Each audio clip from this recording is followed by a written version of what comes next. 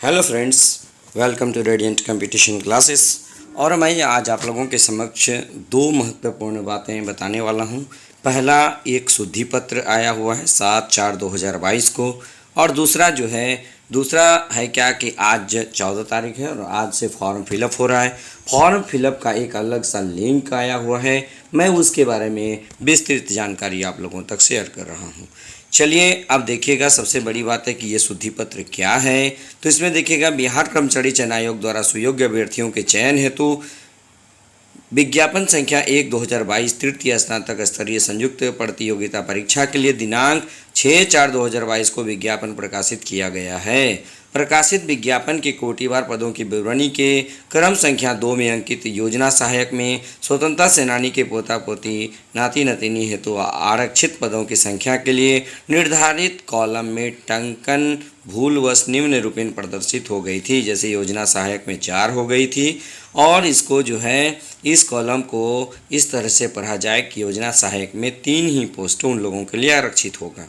उसके बाद विज्ञापन के कुल पदों की संख्या वाली पंक्ति में 2187 पदों के आरक्षित कोटिवार विवरणी टंकन भूलवश निम्न रूपेण प्रदर्शित हो गई थी। अनारक्षित के लिए 880, आर्थिक रूप से कमजोर के लिए 207, और अब आगे देखिएगा, पिछड़ा वर्ग के लिए 292, अत्यंत पिछड़ा वर्ग के लिए 448, और अनुसूचित जाति के लिए 342, अनुसूचित जनजाति के लिए 7, पिछड़े वर्ग की महिलाओं के लिए 71, कुल पदों की संख्या 2187, और स्वतंत्रता सेनानी के नाती पोते की 42, और ये 81 हो गया था दोस्तों। ठीक है, लेकिन इसको निम्नवत पढ़ा जाए। इसमें कह रहा है क्या, इसको कैसे पढ़ा जाए, तो इसमें कुल पदों की संख्या निम्नवत पढ़ा जाए। यानी अनारक्षित के लिए हो गया 855, आर्थिक रूप से कमजोर के लिए 201, पिछड़ा वर्ग के लिए 281, अत्यंत पिछड़ा वर्ग के लिए 439, एससी के लिए 335, एसटी के लिए 5, पिछड़े वर्ग की महिला के लिए 69, कुल पदों की संख्या सेम ही है।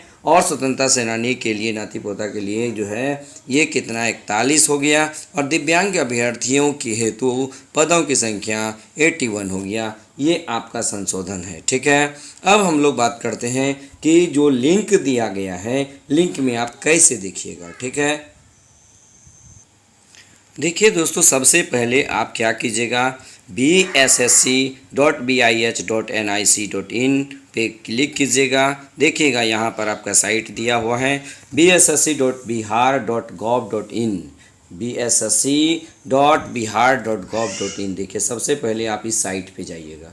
ठीक है, bssc.bihar.gov.in पे जाइएगा। यहाँ उसके बाद आप नोटिस बोर्ड में जाइएगा।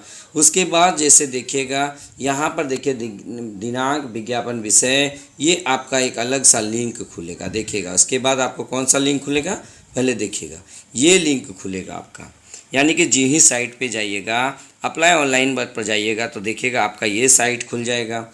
इस साइट के खुलने के बाद इंपॉर्टेंट डेट्स दिया हुआ है, आप इसको देख सकते हैं। ये क्या है, कमेंसमेंट ऑफ ऑनलाइन रजिस्ट्रेशन 14/4/2022। उसके बाद closing date of online registration 15/5/2022। उसके बाद closing date of online payment ये 17/5/2022। इतना सारी बात है। उसके बाद यदि आप क्या करते हैं, फॉर्म भरने जाते हैं, तो एक बार आप यहाँ देख लीजिए, आपको क्या करना पड़ेगा। ये निश्चित रूप से आपको सबसे पहले यहाँ पे देखिएगा, ये रजिस्ट्रेशन, यहाँ रजिस्ट्रेशन पर क्लिक करना पड़ेगा। देखिए, यहाँ ऑनलाइन सर्विसेज में लिखा हुआ है registration, log in, forgot your registration number, forgot your password. ये तो बाद की बात है। सबसे पहले आपको क्या करना पड़ेगा, ये रजिस्ट्रेशन पे जाना पड़ेगा। ठीक है, और रजिस्ट्रेशन, अगर फिर आप यहाँ से क्लिक है टू एडवर्टीजमेंट ये देखना चाहते हैं तो यहाँ से भी देख सकते हैं। अब ये रजिस्ट्रेशन पर आप क्लिक कीजिएगा, तो जब जी ही आप क्लिक कीजिएगा दोस्तों, तो आपके पास एक अलग सा पेज आएगा। ठीक है, अलग से पेज आएगा, और अलग सा पेज में देखिएगा इस तरह से आएगा।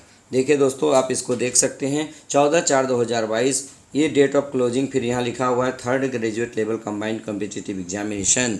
यहाँ पे भी आप ध्यान दीजिएगा। एडवर्टीजमेंट यहाँ दिखा, व्यू पीडीएफ, यदि आप उससे संबंधित पीडीएफ को यदि आप देखना चाहते हैं तो पीडीएफ देखिएगा यहाँ पे दिया हुआ है।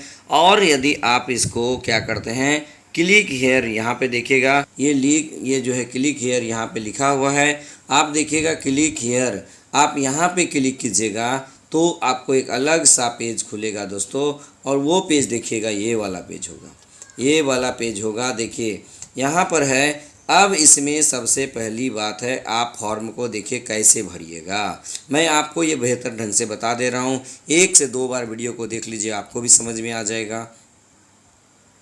देखिएगा दोस्तों, ये है सबसे पहले आपको क्या लिखना है। सबसे पहले आपको अपना नाम लिखना है, यानी कि ये जो पेज रजिस्ट्रेशन डिटेल्स, आप इसको थोड़ा सा बेहतर ढंग से समझ लीजिए और एकदम ठंडे दिमाग से सोच लीजिए। देखिएगा नेम ऑफ अप्लीकेंट, यहाँ सबसे पहले आप अपना नाम इंटर कर दीजिएगा। आप उसके बाद जेंडर, यहाँ पे देखिए मेल फीमेल जिसमें भी आपको हैं, मेल हैं तो आप यहाँ पे टिक कीजिएगा, यानी कि देखिए मेल है तो आप यहाँ टिक कीजिएगा, फीमेल है तो यहाँ टिक कीजिएगा, और ट्रांसजेंडर है तो यहाँ पे टिक कीजिएगा। उसके बाद डोमिसाइल ऑफ बिहार स्टेट, क्या आप बिहार राज्य का निवासी हैं? यदि बिहार राज्य का निवासी हैं तो यस पे टिक कीजिएगा, यदि आउटसाइड ऑफ बिहार हैं तो आप नो पे टिक कीजिएगा। कैटेगरी अपना चुन लीजिएगा, यदि जनरल के हैं तो यहाँ पे, फिर एमबीसी के हैं तो यहाँ पे, बीसी के हैं तो यहाँ पे, उसके बाद एससी है तो यहाँ, एसटी है तो यहाँ, अपनी कैटेगरी चुन लीजिएगा। उसके बाद क्या आप ईडब्ल्यूएस से संबंधित हैं? यदि आप इकोनॉमिक वीकर सेक्शन से हैं तो यस लिखिएगा, अगर नहीं है तो नो लिख दीजिएगा, ठीक है। उसके बाद क्या आप क्रीमिलियर रहित से संबंधित हैं? अगर आप नॉन क्रीमिलियर के तहत आते हैं तो यस लिखिएगा, अगर नहीं तो फिर नो लिखिएगा, ठीक है। उसके बाद देखिएगा क्या विकलांगता वाले व्यक्ति हैं? तो यदि हाँ है तो यस लिखिएगा, यदि हैं तो यस लिखिएगा, नहीं है तो नो लिखिएगा। उसके बाद देखिएगा नेचर ऑफ डिसेबिलिटी, दिव्यांगता की प्रकृति क्या है? परमानेंट है वो लिख दीजिएगा, टेम्पोररी है वो लिख दीजिएगा। उसके बाद क्या आप न्यूनतम 40% दिव्यांगता वाले व्यक्ति हैं? यस है तो यस लिखिए, नो है तो नो लिखिए। उसके बाद क्या आप भूतपूर्व सैनिक हैं? इसमें भी यस नो कीजिएगा। उसके बाद सर्विस इंडिफरेंस, यदि ऐसा है यस रखिएगा, तो ये सारा कॉलम आपको भरना होगा।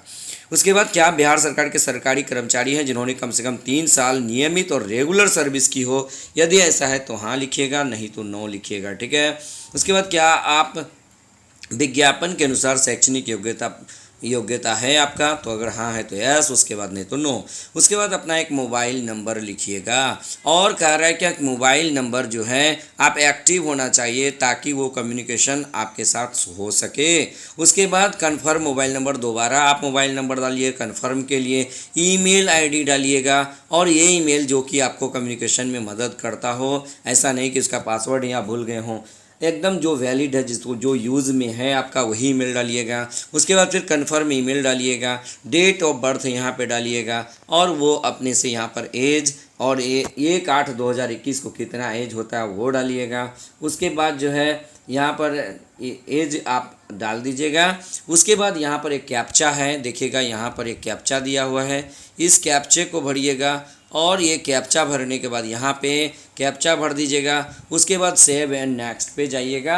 उसके बाद आपको अलग सा प्रोसेस आपको दिखा देगा, ठीक है। जब इतनी सारी प्रोसेस आप कर लीजिएगा तो आपका रजिस्ट्रेशन प्रोसेस कंप्लीट माना जाएगा। उसके बाद फिर पेमेंट कीजिएगा, तो उसके बाद फिर जो भी आपको आगे का प्रोसेस कहेगा आप सेव एंड नेक्स्ट करते जाइएगा, आपको आसानी से इसकी जानकारी हो जाएगी, ठीक है। अगर ये वीडियो आपको फॉर्म भरने के लिए सहायक है तो निश्चित रूप से आप इस वीडियो को लाइक कीजिएगा, कमेंट कीजिएगा, शेयर कीजिएगा, और जो भी लेटेस्ट बातें होगी या जहाँ कहीं प्रॉब्लम आएगी निश्चित रूप से मैं आप लोगों का वीडियो के माध्यम से मदद करता रहूँगा, ठीक है। बस आज के वीडियो में इतना ही, धन्यवाद।